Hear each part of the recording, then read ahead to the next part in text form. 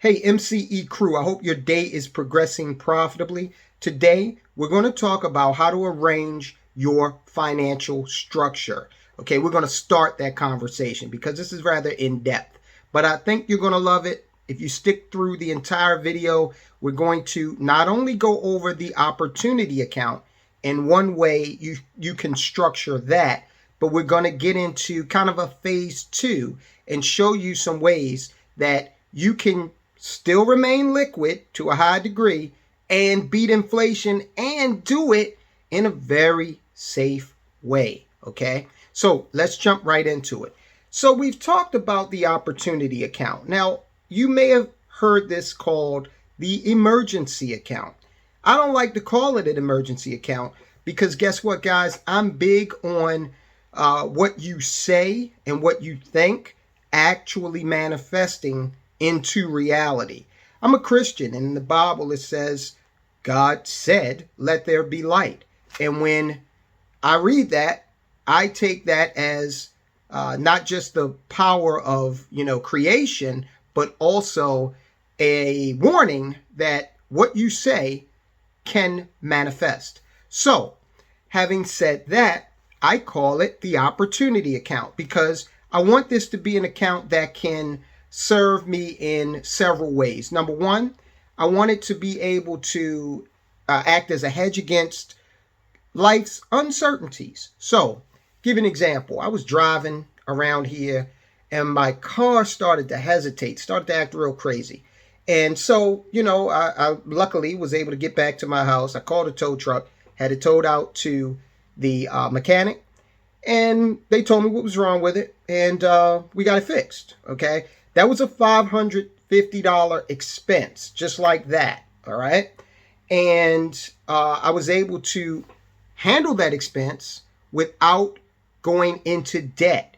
I didn't have to put it on a credit card and then wait to pay it off over the course of months, thereby making the expense more expensive. My opportunity account helped me out. Okay, I was able to just tap into that a little bit and take care of that unexpected expense. Back on the road within a day. Okay, so that's one thing. The life's uncertainties, they pop up. We need to address them. And as a member of the MCE crew, you want to address those contingencies, again, without having to tap into credit and go into debt, all right? Because that can snowball. Now, the other reason that I call it an opportunity account is because certain opportunities crop up here and there. I had an opportunity here lately to do something investment related, and I didn't need to save up for it. I was able to tap into the emergency account. I'm sorry. See, you got to be careful. I was able to tap into the opportunity account and take care of that and get in on that opportunity. So look what I did. On the one hand, I was able to get the car fixed without incurring interest on the credit card. And on the other hand, I'm able to derive or generate a return, okay, from the money that I was able to put into play in the investment opportunity that I was given. So these are the things that you want to be able to, give yourself the ability to do with the opportunity account. Now, how should you structure that opportunity account? Well, here's one way. Now, again, basic rule of thumb is that you should have anywhere between 3 and 12 months of expenses saved.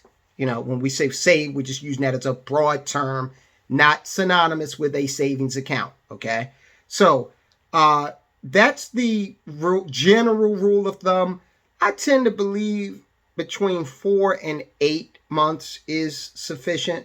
But again, you've got to do what's best for you under that broader rubric of, the rule of thumb. So you don't want too much money in your opportunity account. So what do I mean by that?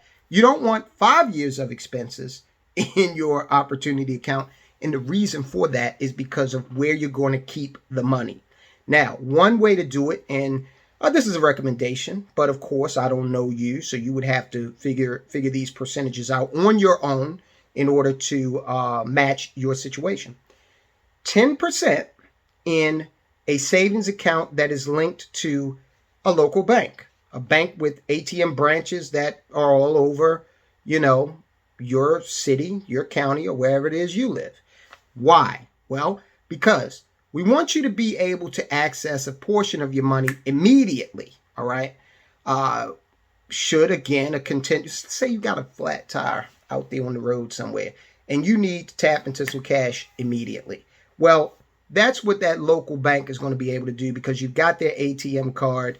You can, now watch this, you can transfer money with your mobile app from your savings account where you're keeping this 10% to your checking account that is linked to your card. Because remember, a few episodes ago, we talked about security and not keeping that savings account where a lot of money is linked on the card to your checking account.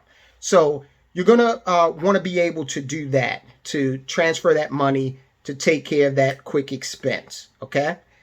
The other reason why you don't want to keep a lot of money, and again, we're saying 10% in that local bank savings account, is because the return on that money is anemic. You're not getting a lot of money at all. You're not getting a large interest rate of return on that savings account at all, okay?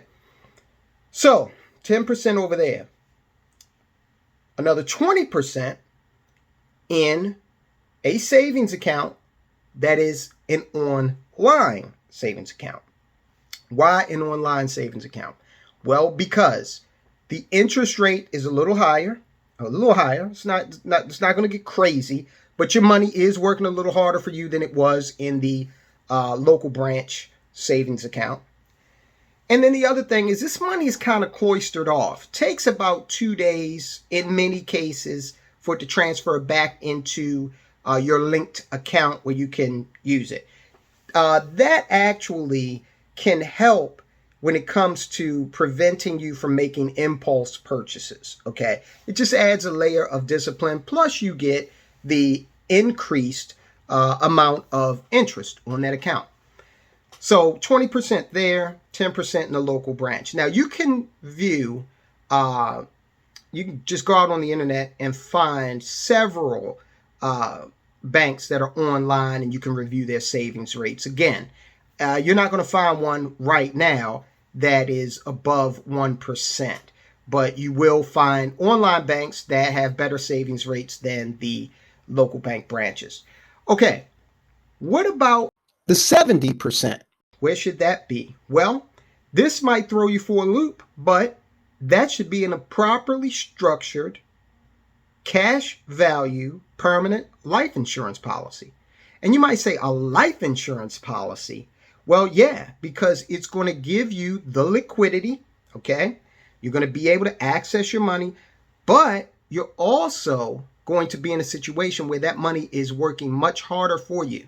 Now, again, properly structured. You have to get with an insurance professional, a financial professional who understands how these policies work. They're not very difficult to understand at all. But if you get with someone who is a financial professional and they do not understand the efficacy of keeping cash in one of these policies, then you want to pick someone else, someone who is well versed in that. Because with the insurance policy, with a properly structured permanent cash value life insurance policy, and there are different kinds of those policies, but with one of those policies, you're able to have liquidity.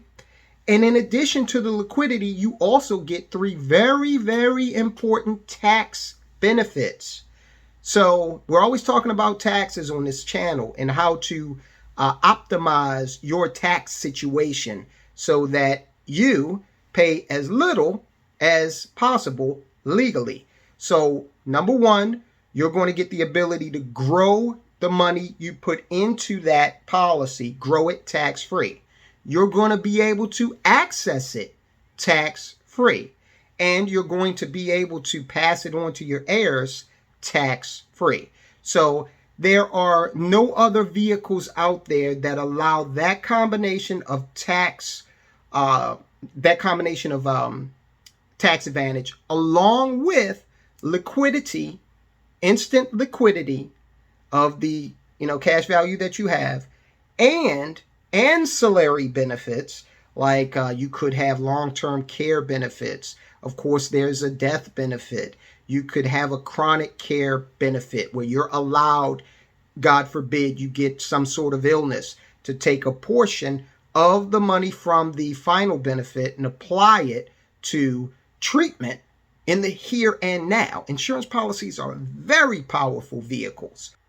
Okay, the money that's going to constitute your financial structure, phase one, your opportunity fund, is going to have three very distinct characteristics.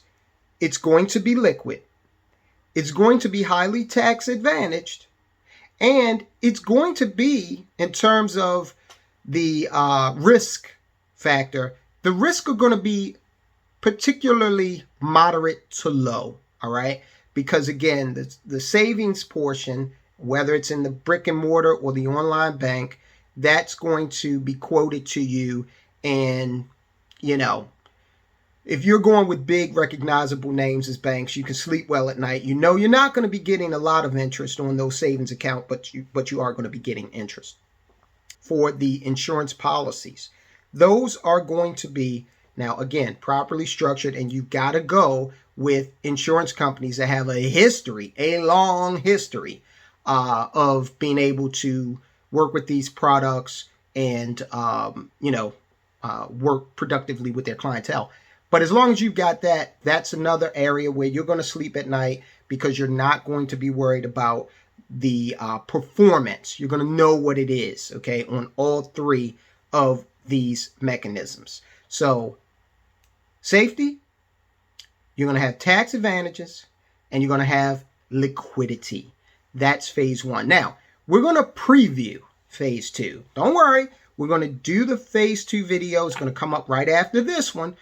In fact, I'm not even going to change my shirt, because this is important and I want you to watch it in a series. Phase two is going to be a little different in terms of what you're looking for. Phase two, we're going to want some more tax advantages, of course.